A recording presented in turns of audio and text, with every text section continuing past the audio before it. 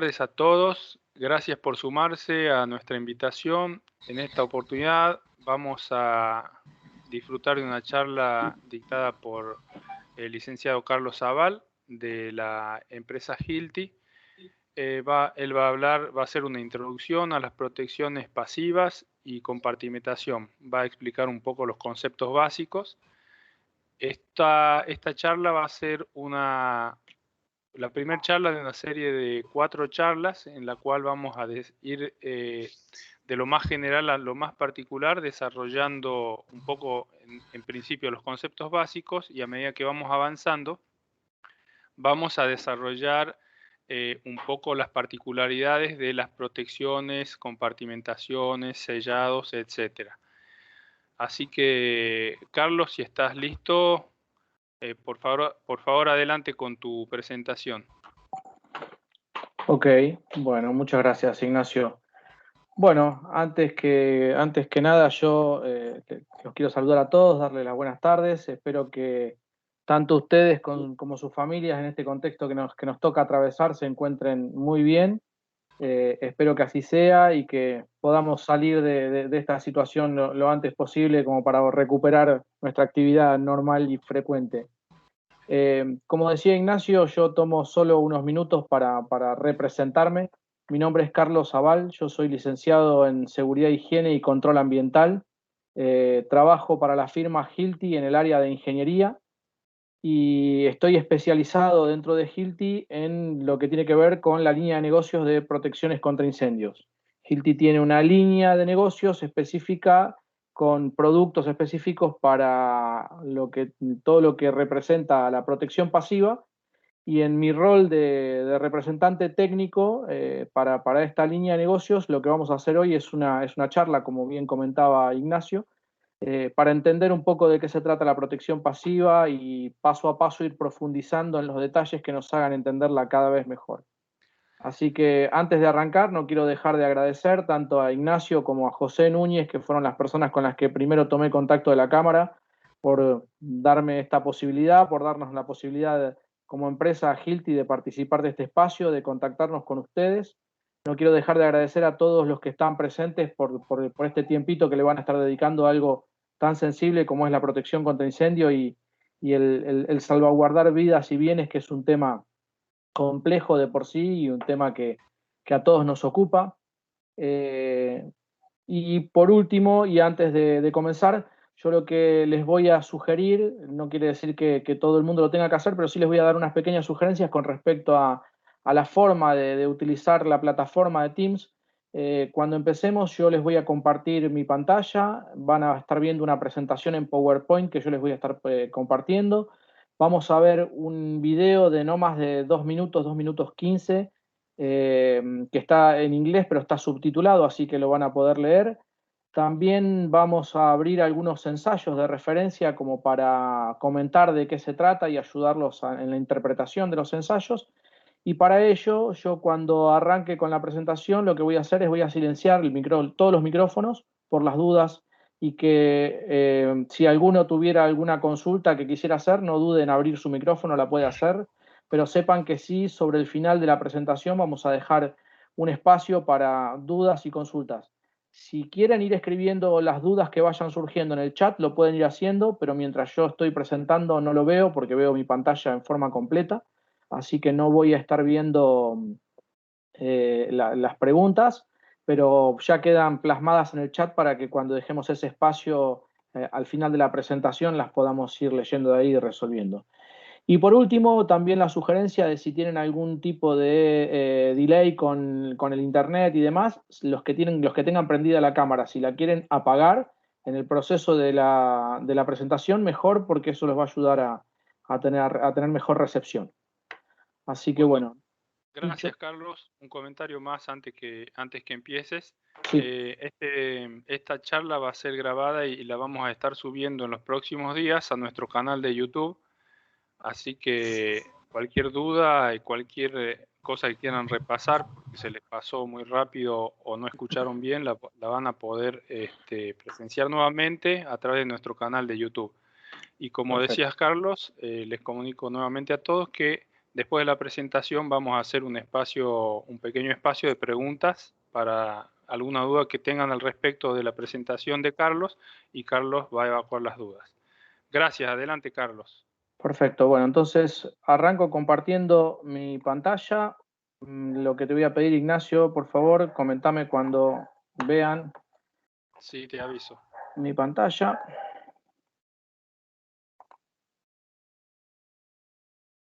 Aún no.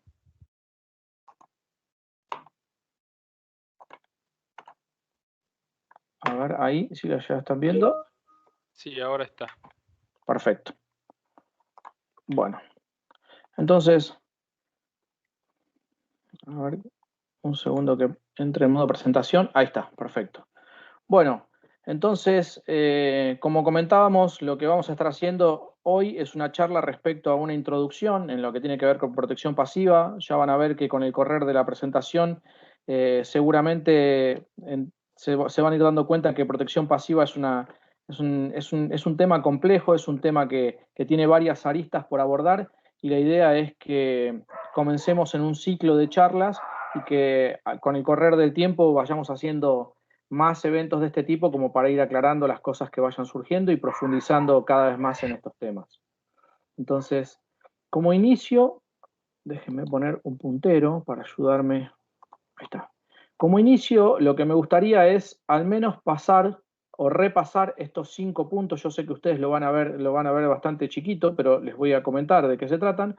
Pero sí hacer un repaso sobre estos 5 puntos principales, como para entender más en detalle a qué se refiere la protección pasiva. Y básicamente es, comenzando, vamos a ver algo referido a estadísticas para entender un poco la magnitud del problema y qué es lo que pasa en el resto del mundo. Después vamos a profundizar en el riesgo, cuál es el riesgo que se protege mediante las protecciones pasivas, y obviamente cuando hablemos de las medidas de control vamos a detallar qué es una protección pasiva. Después de ello vamos a entrar un poco en consideraciones de diseño, qué es lo que hay que tener en cuenta para construir o para diseñar una protección pasiva. Después también vamos a ver algo muy rápido relativo a las regulaciones, qué es lo que hoy en día está escrito, ¿no? Cuáles son las exigencias que hoy tenemos a nivel local. Y por último, vamos a dar una conclusión en función de lo que estuvimos viendo. Vamos a dar una conclusión respecto a creencias que muchas veces no son las más adecuadas respecto a un determinado producto cortafuego o una determinada forma de realizar un sellado cortafuegos. Entonces, para comenzar con esto, hablando de estadísticas y entendiendo un poco la magnitud del problema, ¿no? Se dice en las estadísticas de la NFPA, la National Fire Protection Association, habla de que esas estadísticas que se actualizan año tras año, habla de incendios a nivel global cada 7 segundos, ¿no? Y habla de un total de 3.8 millones de incendios en cada año, provocando esto aproximadamente 45.000 muertes, ¿no? Un tema tan sensible como este, ¿no? Creo que las personas que estamos acá sabemos que tenemos en nuestro conocimiento, en nuestro saber, en nuestro trabajo del día a día, la posibilidad de hacer que esto se reduzca, de trabajar en prevención de incendios y evitar que este número siga creciendo, ¿no? Estos eventos que ocurren permanentemente a lo largo de todo el mundo, y eso, imagínense que estos son los incendios que se conocen, porque debe haber muchos países en donde ni siquiera se registran, o eventos más chicos que no se registran y que deben tener asociadas muertes y pérdidas económicas que quizás no llegan a ser parte de una estadística, pero es importante conocer este dato como para entender un poco la magnitud, ¿no?, del tema que hoy vamos a estar hablando. Esas estadísticas también hablan que estas 45.000 muertes y estos 3.8 millones de incendios que ocurren dejan pérdidas por 70 billones de dólares durante cada año. Ahora les voy a compartir también un video para que puedan ver y entender que esto, digamos, es algo significativo, y que imagínense que si no fuera por el accionar de todos nosotros los que estamos relacionados a estos temas y que abordamos los temas desde temprano, desde el diseño, por ejemplo, de un proyecto, estas cifras serían cada vez peores, ¿no? Entonces, para entender qué es lo que pasa en esas 45.000 muertes o por qué ocurren, cuáles son las causas principales de esas 45.000 muertes, estos análisis hablan de que, en contra de lo que la mayoría de la gente cree, las quemaduras ocupan un segundo lugar en las estadísticas, ¿no? En las causas principales de muerte. La gente asocia los incendios con las quemaduras. Y la verdad es que el 62% de las muertes, de esas 45.000 muertes que ocurren año tras año en los incendios, tienen más que ver con la asfixia de humos y gases tóxicos, la inhalación, ¿no? de humos y gases tóxicos, y eso es lo que termina causando la muerte de la gente que lamentablemente tiene, o sea, pasa por un siniestro de este tipo. Entonces, es importante saber esto, es importante entender la magnitud y es importante entender la causa que genera las muertes, porque si estamos hablando de que los humos y los gases tóxicos se llevan el 60% de las causas que originan la muerte, imagínense que uno de los puntos principales a los que tenemos que apuntar a controlar tiene que ver con eso, tiene que ver con la forma de evitar que los humos y los gases tóxicos se propaguen de forma rápida y descontrolada cuando exista un siniestro de este tipo. Entonces, entendiendo que ese es uno de los puntos, ¿no? Y aquí el por qué debemos contenerlo, tiene que ver con esto, ¿no? El 62%, esto ya lo hablamos, de las muertes son causadas por los gases tóxicos. Más del 44% de las personas que murieron en los incendios no estaban dentro del lugar que se incendió, o sea, la causa directa de la muerte no es la quemadura, sino la asfixia. Están en locales linderos, están en lugares ubicados pisos superiores o habitaciones linderas, en donde en general la muerte se provoca justamente por esto, por la inhalación de gases y humos. Otro punto a tener en cuenta es que los ensayos estipulan que el humo y los gases tóxicos en una condición de incendio puede avanzar a una velocidad de 0.2 a 1.5 metros por segundo, con lo cual en la condición más rápida estamos hablando de una persona casi caminando a un paso vivo, casi trote, un paso vivo realmente. Imagínense que muchas veces nos vamos a encontrar con diseños, proyectos, sistemas de seguridad en proyectos que estén relacionados a, por ejemplo, atención médica, hospitales, clínicas, geriátricos, lugares donde la gente que se tiene que evacuar por sí sola no puede, bajo ningún punto de vista, llegar a caminar a una velocidad más rápida que la del humo en su peor condición. Entonces, estas son cosas que hay que tener muy en cuenta porque realmente ayudan mucho a proteger una instalación y a hacer que la gente pueda evacuarla de forma correcta.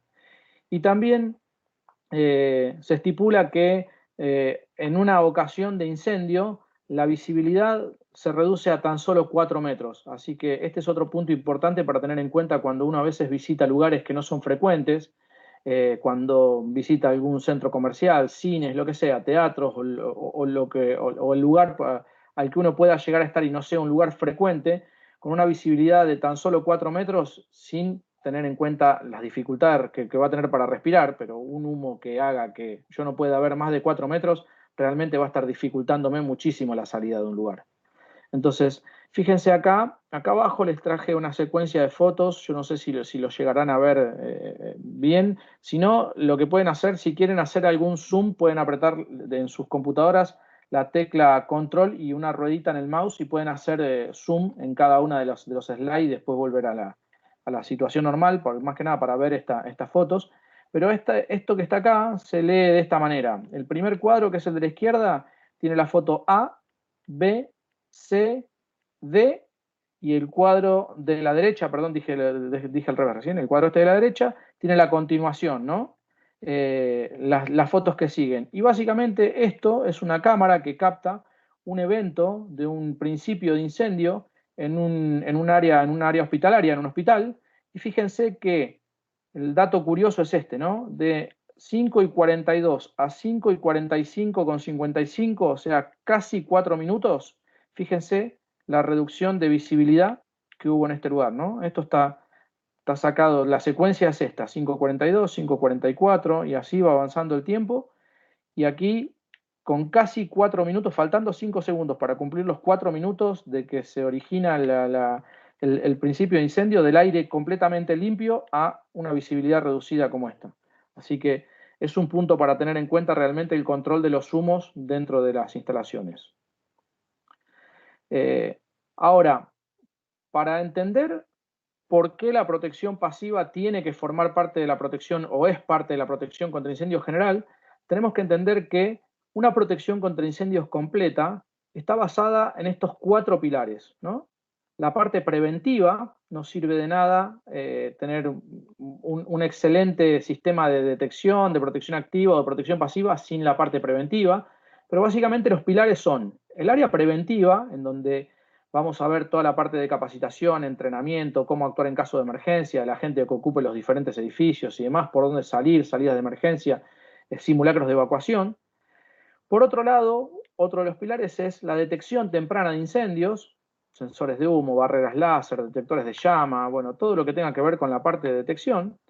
La protección activa, que es todo aquello que vaya a ser activado a la hora de atacar el incendio, rociadores, hidrantes, mangueras, los mismos extintores manuales que se colocan en diferentes lugares. Y la protección pasiva. ¿Por qué hacemos por qué queremos hablar sobre estos 4 pilares y entender que la protección pasiva forma parte de un sistema de protección contra incendios completos? Básicamente por esto, porque no sirve de nada que estos 4 pilares no avancen de forma equitativa. Si uno puede tener el mejor sistema de prevención o la gente muy entrenada, pero si no tiene un buen sistema de detección o de protección activa o de protección pasiva incluso, no va a poder salvar probablemente muchas vidas, pero no bienes, porque el incendio va a ocurrir igual, porque no va a estar bien protegida la instalación. Entonces, no sirve de nada tener el mejor sistema de protección activa, por ejemplo, con hidrantes, rociadores y demás, si yo no entrené a la gente para que sepa cómo salir de un lugar, cómo actuar en caso de emergencia, que no entre en pánico y demás. Entonces, lo que queremos decir con esto es que la protección pasiva forma parte fundamental de un sistema de protección contra incendios completo, haciendo que los tiempos de propagación de un incendio, tanto del fuego, de las llamas como del humo, sean mucho mayores para dar un correcto espacio de tiempo a todos los sistemas que se activan a la hora de controlar un incendio. Entonces, y ahí básicamente es donde Hilti tiene su expertise, su propuesta de valor, su expertise técnico, ¿no? Nosotros no hacemos nada de lo que tenga que ver con prevención, detección o protección activa. Entonces, aquí es donde está nuestro campo de acción y es donde es importante saber que todo esto tiene que crecer de forma equitativa.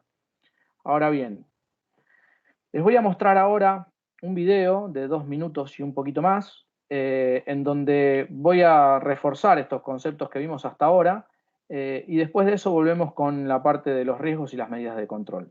Voy a quitar un cachito la presentación.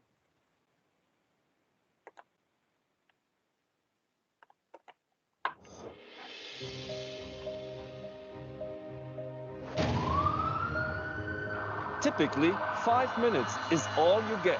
Fire, and especially smoke, spread through a building much faster than most people think.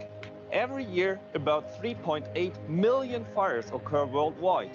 While damage to assets is in the billions, the yearly death toll amounts to 45,000 persons. Much of this could have been prevented if correctly installed fire protection had been in place. Architects, planners, engineers, and building owners are responsible for effective fire protection. Oftentimes, they do not realize that fire stop is not an option.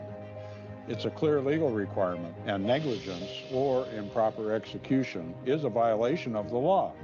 Nearly 60% of fire deaths are not in the room of the fire's origin, and 3/4 of all fire deaths are caused by smoke. When there are through penetrations in walls and floors, toxic smoke easily spreads to adjacent rooms. The keys to effective fire protection are both active protection, such as detectors and sprinklers, but also passive protection. Passive means that penetrations in walls and floors have been sealed with approved fire stop products. This principle is called compartmentation. When installed correctly, fire and smoke won't be able to spread from one compartment to another. This allows for safe evacuation of people and protects valuable assets. The thing about compartmentation and fire protection is it's only as good as the products you use. You know, one always thinks that accidents only happen to other people. That's a false conclusion. It is the responsibility of architects, planners, engineers, and building owners to protect lives and assets by effective and well-designed compartmentation. Hilti offers innovative and legally compliant, internationally approved solutions. We recommend Hilti to be on the safe side. Ok, bueno, ahí el video refuerza un poco los conceptos que estuvimos viendo y sobre todo la oportunidad, ¿no? Ahí habla de responsabilidades. En un país como el nuestro todavía es una oportunidad, ¿no? Hay responsabilidades, pero en mayor medida es una oportunidad de seguir creciendo en cuestiones de desarrollos técnicos y como profesionales entendiendo la posibilidad que tenemos, la oportunidad que tenemos todos en contribuir a mejorar la seguridad en las instalaciones. Entonces, hay países que son mucho más duros con las reglamentaciones, en el nuestro todavía no es tan fuerte, pero por eso habla de responsabilidades y nosotros acá decimos, bueno, es una oportunidad para seguir mejorando, ¿no? La realidad es que todavía tenemos mucho por avanzar en este tema. A ver, un segundo. Bueno, vamos a continuar ahora con el riesgo y las medidas de control.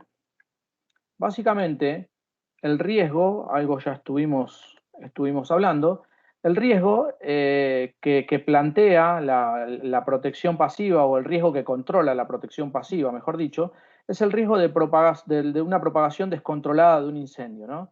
Y existen diferentes puntos a tener en cuenta, diferentes puntos débiles a proteger. Básicamente, la protección pasiva va a buscar encontrar una forma de proteger estructuras o sellados de penetraciones. Los sellados de penetraciones son instalaciones de cañerías, cables que atraviesan muros o que atraviesan losas, que atraviesan pisos, como por ejemplo acá. O el sellado de juntas. Por ejemplo, hay algo muy importante con respecto al sellado de juntas, que son los edificios de construcción moderna en donde la losa se encuentra con la carpintería de aluminio y vidrios, en donde se genera una junta que, de no ser protegida de forma correcta, es uno de los puntos débiles más importantes de esos edificios y es por donde la propagación se comporta de forma más rápida, tanto de humo como de llamas. Entonces, básicamente el riesgo tiene que ver con eso, con una propagación rápida. Este riesgo se trabaja de forma tal de mantenerlo bajo control a través de un concepto que es la compartimentación, y esa compartimentación se construye a través de barreras o sellos cortafuegos con materiales que básicamente van a tener un comportamiento a la hora de estar expuestos al fuego, y comportamiento que les va a permitir, por ejemplo, no ser combustible, obviamente, no generar ningún tipo de gas ni vapor tóxico a la hora de estar expuesto al fuego, actuar de forma tal de generar un principio de funcionamiento. Los sellados cortafuegos o los selladores cortafuegos, en general tienen un producto, un principio de funcionamiento que puede llegar a ser la intumescencia, la ablatividad o la aislación, pero en general tienen un principio de funcionamiento. No es que el producto no haga nada, sino que se comporta y reacciona de una cierta manera ante el fuego. Y estas barreras y estos sellos pueden tener niveles de resistencia que van desde 1 hora hasta 4 horas, dependiendo de cómo y qué nivel de resistencia yo quiera lograr en mi proyecto. Y no es que esto sea algo que diga Hilti de 1 a 4 horas, ni que sea propio de un producto, sino que este tiempo de nivel de resistencia, ahora vamos a ver un poquito más en detalle, este tiempo de resistencia va a estar dado por un ensayo a través de laboratorios. En este caso, uno de los ejemplos es UL, pero es uno de los laboratorios que puede hacer ensayos. Ahora les voy a aclarar este punto un poquito más adelante. Cuando hablamos de compartimentación, se trata de esto, ¿no? Este es el ejemplo de compartimentación. ¿Qué es lo que yo voy a tratar de lograr con la compartimentación? Es sellar de forma tal que yo pueda garantizar diferentes áreas, por ejemplo, pasillos de salidas, escaleras, cajones de escaleras y demás salidas, pasillos de circulación, en los que yo pueda garantizar que voy a tener un nivel de resistencia al fuego y al paso de los humos y los gases medido medido en tiempo. Puede ser F60, F90, ahora vamos a ver los criterios. Entonces, ¿qué es lo que voy a intentar lograr con esta protección pasiva? Es bloquear de forma tal que si este es un pasillo de salida y yo tengo un incendio acá, acá o acá, voy a tener al menos 60 minutos de resistencia al paso de las llamas de este ambiente a este ambiente, porque esto está sellado contra fuego. Generalmente en las características constructivas, cuando uno hace un muro y demás, suele haber muros que están específicamente construidos de forma tal que garantizan un determinado nivel de resistencia al fuego. Lo que pasa es que muchas veces después en los proyectos esos muros terminan siendo perforados para pasar instalaciones o terminan siendo, digamos, abiertos por cualquier cuestión y no se terminan de sellar, y ahí es donde pasa el riesgo. Y hay dos tipos, básicamente, de formas en las que un fuego se puede llegar a propagar en una instalación, y tiene que ver con esto, ¿no? Una propagación de forma horizontal o una propagación de forma vertical. Sabemos obviamente que la vertical es la más rápida y la más peligrosa, esto se da muy rápido, y aquí es donde se dan lo que les comentaba anteriormente, las juntas, en donde generalmente puede haber puntos débiles, como también las instalaciones que atraviesan, ¿no? Instalaciones sanitarias, instalaciones eléctricas que atraviesan las diferentes losas para alimentar los diferentes niveles, pueden llegar a ser riesgos importantísimos en cuanto a protección o a propagación rápida del fuego. Y es importante saber esto, es importante entender qué es lo que yo quiero proteger, porque un sellado cortafuegos que busque, por ejemplo, evitar la propagación horizontal, como en este caso, se construye de una manera.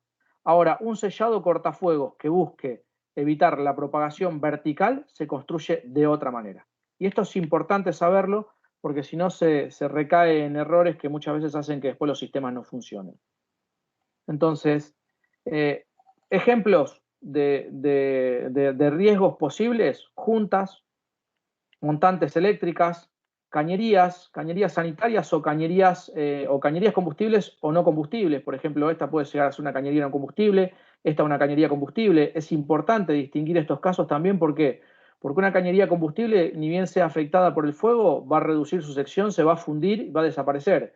Y si uno no tiene una protección adecuada en este lugar, cuando la cañería se funda, va a quedar un hueco en el muro por el cual van a pasar los gases, los humos y por ende las llamas. Entonces, cada caso es un caso específico de estudio: cómo proteger los cables, cómo proteger las cañerías combustibles, cómo proteger las cañerías que no son combustibles, cómo proteger las montantes eléctricas. Cada uno es un caso particular de estudio y tiene ensayos asociados que nos garantizan qué nivel de resistencia al fuego tienen. Lo mismo pasa con las juntas, ¿no? Juntas de puertas. Muchas veces pasa de que se ve que en diferentes proyectos una puerta está diseñada como puerta F60, y después cuando se la coloca uno puede ver luz en el marco, porque no se selló el marco o se sella con algún producto que no es el adecuado, por ejemplo una espuma poliuretánica. Todos saben que la espuma poliuretánica, a la hora de estar expuesta al fuego, genera gases tóxicos que en concentraciones adecuadas puede llegar a ser fatal para la inhalación de una persona. Entonces, se utilizan productos que no corresponden y demás, que pueden llegar a contribuir en un incendio de la forma menos adecuada, digamos, al contrario, sino elevando el riesgo. Entonces, para eso existen varias soluciones. Ahora, entrando a la parte de consideraciones de diseño, para entender cómo proteger, porque yo conozco que existen productos, conozco que los productos tienen diferentes principios de funcionamiento, pero ¿cómo lo coloco? ¿Cuál es la forma correcta? ¿Cuál es la forma? ¿Cómo lo coloco? ¿Cómo lo diseño? ¿Cómo lo superviso? Nosotros en este ámbito también muchas veces supervisamos esto. Bueno, para entender esto, una aclaración muy rápida: hay que diferenciar entre reacción al fuego y resistencia al fuego. La reacción al fuego básicamente es la forma en la que un material va a contribuir a la hora de estar expuesto al fuego en cuanto a la liberación de energía, en cuanto a la velocidad de propagación, en cuanto a la generación de humos. Eso es la reacción al fuego.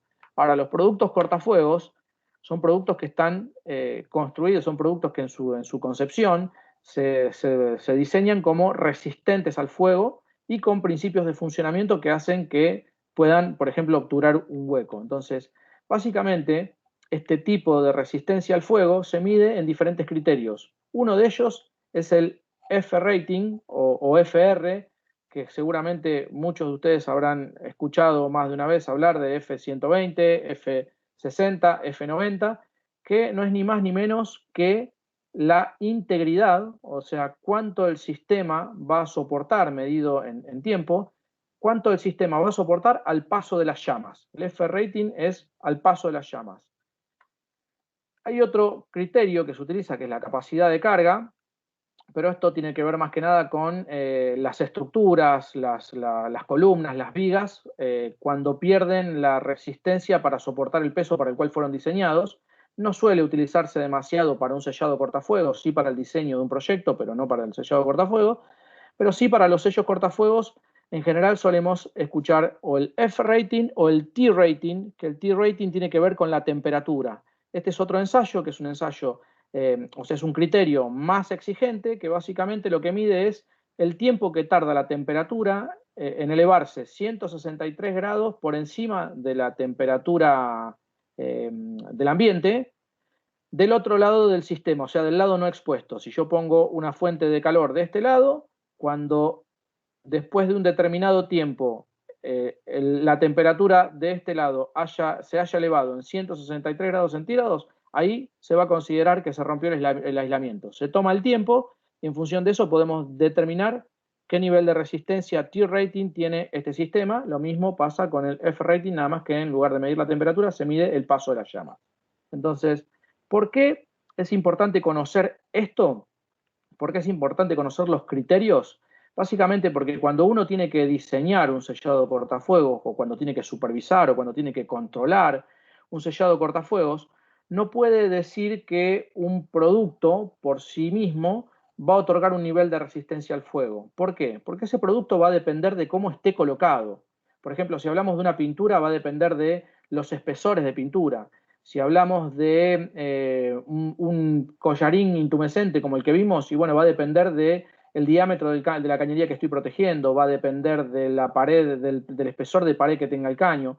Yo acá les voy a mostrar como ejemplo un ensayo típico, un ensayo frecuente, que habla, por ejemplo, de una instalación, es un pase rectangular, que por él pasa una instalación de una bandeja portacables con cables. En este caso es un muro, el croquis, este es un ensayo combinado, la C esta es de combinado, y puede ser un ensayo para ser utilizado en muro o en losa.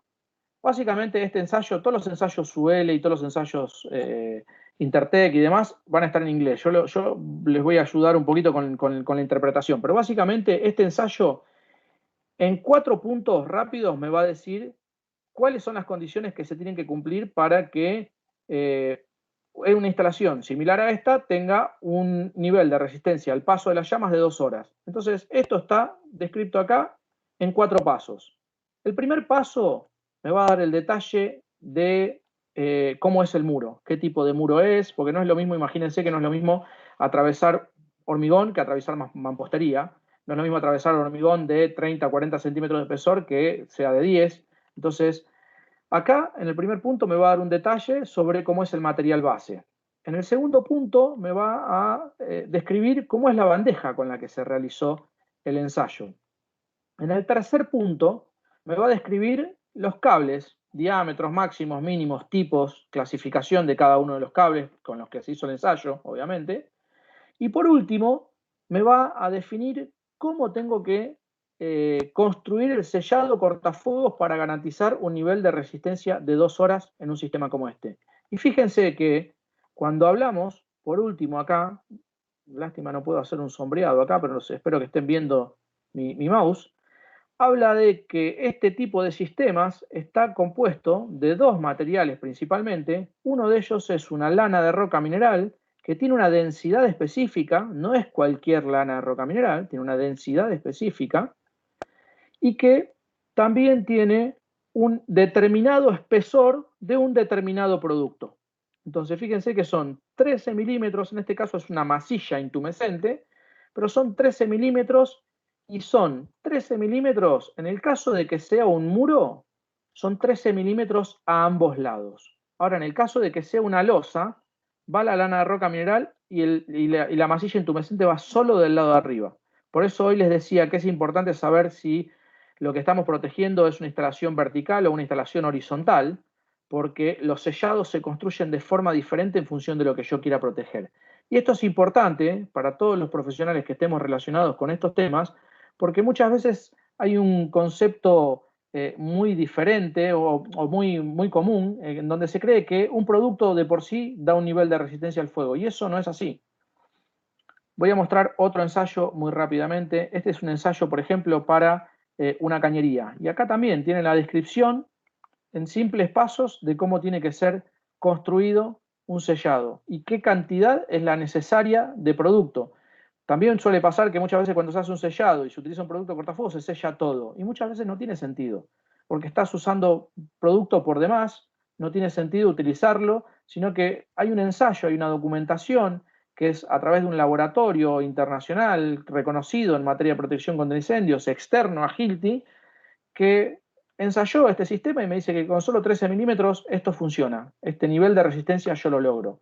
Entonces, eso es muy importante saberlo a la hora de hacer cualquier tipo de control, cualquier tipo de inspección, saber que los sellados cortafuegos no solamente se trata de un producto homologado, de un producto específico, sino de la forma de instalar ese producto. Entonces, siempre es importante tener ensayos de instalación. Yo quiero saber cómo el producto se comporta una vez instalado, no una hoja técnica que me diga, sí, este producto llega hasta 4 horas de resistencia al fuego. Ok, pero ¿instalado en dónde? ¿Cómo? ¿De qué manera? ¿Con qué espesores? ¿Ante qué instalaciones y demás? Bueno, ya vamos por los últimos 2 puntos, ¿no? Entrando en la parte regulatoria, ¿qué es lo que pasa en la parte regulatoria? ¿Dónde tenemos nosotros los principales requerimientos de sellados cortafuegos? Bueno, básicamente en la mayoría de los códigos, en todos los códigos internacionales, en FPA 101 de seguridad humana, código de construcción, código eléctrico, y el más cercano, el más local, es el Código de Edificación en su última modificación, el Código de Edificación de la Ciudad de Buenos Aires, en su última edición, en su última modificación del año 2019, en donde habla específicamente de que todos los pases tienen que estar protegidos de acuerdo al material que estén atravesando. O sea, si están atravesando un muro que está diseñado para resistir 2 horas, todo lo que lo atraviese tiene que resistir esas mismas 2 horas o más. Entonces, el código de edificación hoy tiene reglamentación, hoy tiene exigencias claras respecto al sellado cortafuego. Esto hoy en día es solamente de aplicación en el ámbito de la Ciudad Autónoma de Buenos Aires, y sé que algunos códigos más también hoy en día están de alguna manera actualizando su información para llegar a este tipo de requerimientos. Y después, bueno, los diferentes laboratorios que reconocidos a nivel mundial a la hora de ensayar productos cortafuegos y de poder darnos una documentación respaldatoria para poder decir, bueno, este sellado está construido de tal manera y tiene un nivel de resistencia de 1 hora y tengo una documentación que me respalda ante eso, bueno, en general son conocidos por creo que la mayoría de nosotros, ¿no? UL, Intertech, FM, hay muchas aprobaciones de FM también, en donde hay reglamentación y donde tenemos respaldo para poder de alguna manera respaldarnos, perdón la repetición, pero respaldar lo que nosotros muchas veces podamos llegar a sugerir como solución. Ahora, por último, ya una conclusión y damos paso a las preguntas. Nosotros insistimos en esto porque esto tiene que ver con levantar la vara técnica, ¿no? de lo que realmente nos pasa en el país, y decimos que queremos fortalecer mucho este concepto, ¿no? De que un producto cortafuego de por sí, esto que están viendo acá ustedes es uno de los productos cortafuegos, es un ladrillo, se llama ladrillo CFSBL, es un ladrillo cortafuegos que tiene un principio de funcionamiento intumescente. Esto se expande, tiene una consistencia esponjosa y se expande a la hora de estar expuesto al fuego. Eso lo vamos a ver en alguna de las charlas que siguen, cómo son los principios de funcionamiento de los productos, pero se expande para poder evitar que el fuego y las llamas pasen de un lado al otro. Y nosotros hacemos mucho hincapié en esto, en decir, bueno, un producto por sí mismo, un ladrillo, una pintura, un collarín intumescente, un burlete intumescente, lo que sea, un producto por sí mismo no puede dar a nadie, ni a mí, ni a nadie, ni sea producto Hilti, ni no Hilti, no puede dar ninguna clasificación con respecto al nivel de resistencia al fuego, sino que va a ser parte de un sistema. Y este sistema está de alguna manera resumido acá, ¿no? Entonces, ¿qué es lo que yo necesito saber para construir un sellado cortafuego? Y primero tengo que saber qué tiempo de resistencia voy a buscar, qué nivel, qué F-rating voy a buscar, 60, 90, 120. Después tengo que saber qué material base estoy atravesando. Fíjense acá en este plano, simula ser un muro drywall o pared de yeso, pared de Durlock, como lo solemos decir acá. No es lo mismo atravesar un muro de Durlock que un muro de hormigón. No tiene sentido a este tipo de construcciones hacerle un sistema de protección que soporte 4 horas de resistencia al fuego si el muro no lo resiste, porque va a fallar antes el muro que el sistema. Entonces, para todo eso es importante tener los ensayos, ¿no? Bueno, ya mencioné el tema del material base. Es importante saber cómo es el tamaño del pase y qué forma geométrica tiene, porque también existen diferentes soluciones para casos especiales. Es importante saber qué es lo que pasa por esos pases. No se comporta de la misma manera ante el fuego una cañería no combustible, una cañería metálica, que una cañería combustible. Una cañería, por ejemplo, un PVC de 110 para cañerías sanitarias, por ejemplo. Es importante también conocer los espacios anulares. El espacio anular es el espacio que hay entre la bandeja o la cañería del límite de la cañería al borde del pase o entre otros penetrantes. Y es importante saberlo porque básicamente yo tengo que saber si puedo poner una cantidad suficiente de producto acá para que reaccione ese producto a la hora de estar expuesto al fuego y pueda proteger la reacción que va a tener el material que se está quemando. Por ejemplo, los cables van a reducir su sección, las cañerías combustibles van a reducir su sección. Entonces tengo que saber si el espacio que tengo entre un lugar y el otro me va a permitir poner el suficiente producto para evitar que esto pase. Y una vez que tengo todo esto, puedo determinar, bueno, con qué productos poder hacerlo y cuáles son los ensayos asociados. O sea, puedo hacer este sellado, ¿lo puedo hacer con ladrillo cortafuego? Sí, bueno, ¿cómo lo tengo que poner? ¿Lo tengo que poner de canto, parado, acostado? ¿Puedo hacerlo con pintura? Sí, ok, bueno, ¿y qué pintura tengo que utilizar? ¿Puedo hacerlo con lana de roca mineral? Sí, ok, bueno, pero ¿de qué densidad? Entonces, para todo eso existen ensayos. Hoy en día hay, por parte de Hilti, más de 1200 ensayos y hay otras empresas que también hacen los suyos. Así que hay muchos ensayos para consultar y para poder determinar cómo construir un sellado cortafuego. Y por último, sepan que todos estos productos y sellados cortafuegos cuentan con atributos adicionales, como por ejemplo disminución, ensayos o informes de la disminución acústica que se puede lograr, cómo sellan el aire, la capacidad de aislación ante la temperatura, vibraciones para evitar que ante un sismo, ante un movimiento sísmico, un sellado se rompa. Bueno, eso no es tan común en la Argentina, pero sí estos productos tienen atributos adicionales para ser utilizados en diferentes ocasiones. Así que, por mi parte, no sé cómo estamos con el tiempo, pero sí creo que nos quedan más de 10 minutos como para algunas preguntas, consultas. Carlos, muchas gracias. Muy claro, muy dinámica la presentación, interesantísimo el contenido. Así que muchas gracias por tu tiempo, gracias a todos los que participaron, todos los que se sumaron. Y bueno, el que tenga alguna consulta, alguna pregunta para hacer, active su micrófono, por favor, y la hace directamente en vivo. Me parece que es un poco más dinámico y más práctico. Lo que yo querría recalcar de esta exposición, lo que me pareció súper interesante y un concepto bastante importante para tener en cuenta, es el hecho de que los materiales por sí solos no podemos ir a comprar un aislante y colocarlo, porque en realidad, como decías vos, la resistencia al fuego o el sellado del pasaje se hace a través de un ensayo de un sistema completo, ya sea el producto sellador o la barrera, con la geometría, materiales y lo que atraviesa el muro o la losa, todo junto. Muy importante a tener en cuenta eso, ¿no? Para no comprar y aplicar cualquier cosa en cualquier lugar.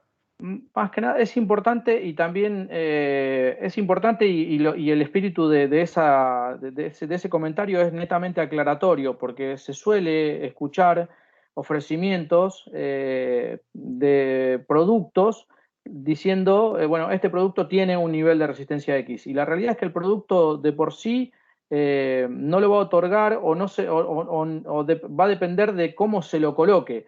Imagínate que, voy a hacer una seña acá en la cámara, imagínate que un producto colocado de esta manera, el fuego le va a dar directamente así. Y estoy protegiendo una instalación, por ejemplo, que atraviesa losas.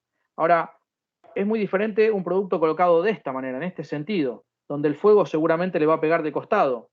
Va a sufrir mucho menos en una condición que en la otra, por eso se ensaya cada uno de esos casos y se determina qué nivel de resistencia puede tener en un caso o en el otro. Entonces, eso realmente es importante y el espíritu de esto es aclaratorio, y que sepan que cuentan por parte de todas las empresas que ofrecen los productos cortafuegos, van a contar con ensayos de instalación. Y eso es algo que a los profesionales que diseñan este tipo de protecciones, de alguna manera los va a ayudar a respaldar mucho el trabajo que están haciendo. ¿Cuántos ensayos más o menos tienen hechos? ¿De cuántos sistemas, mejor dicho? Por el caso de Hilti, aproximadamente son 1200. Está bien. Para Bastantes opciones diferentes, hay para... claro, para diferentes necesidades, para sellados de junta perimetral de Corting Wall, sellados de pases con cañería sanitaria, sellados de montantes eléctricas, hay muchísimas variedades. Bueno, muy bueno. ¿Alguien que quiera hacer alguna consulta particular a Carlos? Igualmente, Carlos, podrías colocar en el chat tu dirección de correo por si Sí, tienen por alguna supuesto, consulta para por hacerte. supuesto. Igualmente, yo pongo el mío lo pueden canalizar a través mío, o lo más rápido seguramente va a ser hacerla directamente a vos, ¿sí? Sí, mira, acá hay una consulta que estoy leyendo en el chat. Agustín Rivarola consulta si los productos pasivos de cortafuegos tienen un periodo de vida útil o es necesario renovarlos o reponerlos. Mirá, la realidad es que un producto o varios de los diferentes productos cortafuegos, algunos, como por ejemplo las pinturas, están considerados como un material, un producto químico.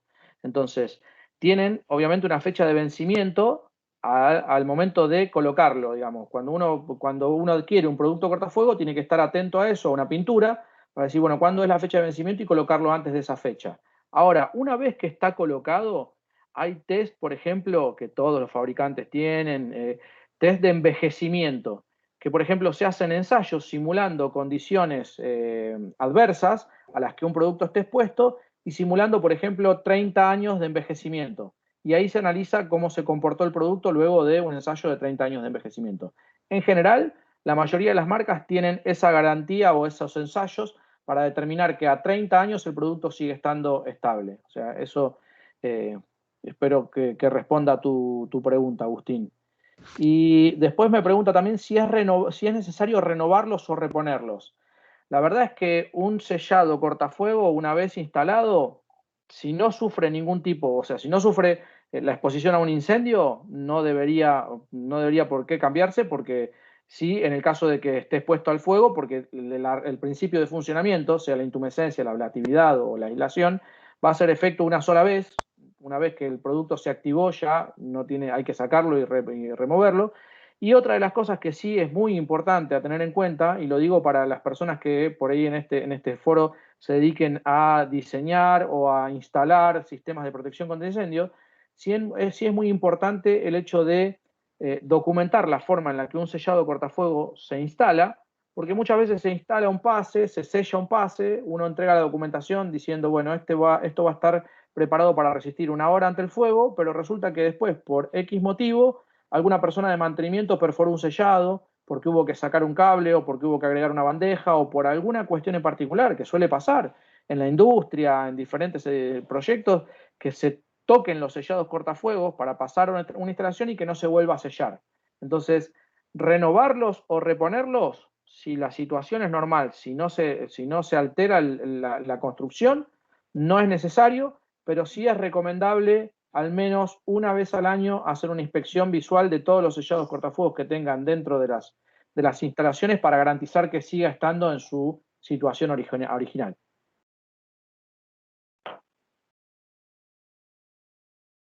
Bueno, creo que... ¿sí? Carlos, una pregunta. Sí, ¿no? ¿Cuál es el comportamiento que tienen estos productos respecto al tema roedores y al tema, por ejemplo, hormigas y demás, que suelen ser a veces algunos de los motivos por los cuales muchas protecciones quedan destruidas, incluso hasta cables que son comidos por los roedores, ¿no? Mira, tenemos no es la primera vez que nos consultan sobre este tema y es una problemática que es frecuente, y tenemos un análisis hecho sobre particularmente las espumas, que se comportan muy similar a una espuma poliuretánica, pero es una espuma cortafuegos, en donde el ensayo básicamente dice que los roedores no encontraron atractivo el producto. Hay un ensayo documentado para eso, pero sí suele ser un problema que la mayoría de las veces cuando encontramos este tipo de inconvenientes para un sellado de cortafuego, lo que hacemos es sugerir algún reemplazo alternativo para evitar, por ejemplo, hay sellados metálicos con chapas metálicas o protecciones que se le suelen agregar a los sellados cortafuegos justamente para evitar. Pero sí es un problema frecuente, sobre todo en industrias alimenticias, harineras o eso, sí es frecuente. Sí, justamente a eso me refería, porque, digamos, en las industrias alimenticias es en donde más todavía se puede prestar esta situación a que tengamos estos bichitos, digamos, que nos empiecen a destruir estos elementos que son cortafuegos y uno ni se entera, ¿no? Sí, la realidad es que es lo que le comentaba, ¿no? Hay documentación de este tipo de soluciones, pero la realidad es que garantizar al 100% una documentación no me la va a garantizar porque los roedores se comportan de formas diferentes en diferentes regiones. Entonces, una de las sugerencias, pero ya estaría por fuera de lo que un ensayo determinaría, es hacer una protección física. El tema es que, bueno, tiene que ver con esto, ¿no? Un ensayo se remite a la protección contra fuego. Si uno le está agregando una protección física al sellado, obviamente va a tener que verificar que no sea una protección que sea combustible o que altere el normal funcionamiento del sellado. Pero suele ser una de las soluciones que suelen tomar. Gracias. Bueno, muchas gracias. Acá hay Carlos. una consulta más. ¿Estos productos aplicados a la intemperie tienen alguna contraindicación? Sí. La respuesta es sí. Gracias, Oscar, por la consulta. Sí, muchos de los productos cortafuegos no están preparados para resistir la intemperie, muchos, y muchos de ellos necesitan de alguna protección adicional para estar expuestos a la intemperie. Cada uno, hay algunos que pueden estar, se pueden pintar por encima. Lo que pasa es que la pintura con la que se lo recubra tiene que cumplir con determinadas características. Eso hay información por parte de Hilti para determinar, bueno, este sellado cortafuego se puede proteger con una pintura que tenga un pH, por ejemplo, entre tanto y tanto, o que sea base acrílica, dependiendo de los diferentes sellados, es la condición que tiene que cumplir el recubrimiento. Bien, bueno, repito, ahí en el chat está la dirección de correo de Carlos para alguna consulta particular, alguna duda que haya quedado de la presentación. Está el mío también, bueno, dice presidencia@kpesi.org, si quieren canalizarlo a través mío o directamente a Carlos. Sí, ahí está, estoy proyectando también el final de la presentación, que ahí está el contacto, está mi celular también. Igual de todas formas va a quedar grabado, así que también tienen la información ahí. Así es, en los próximos días estará subido a nuestro canal de YouTube el video de la presentación. Si no hay más consultas. ¿Cuál es la próxima temática que vamos a ver sobre estos 4 módulos de protección pasiva? El siguiente sería criterios de falla y diseño para sellados cortafuegos.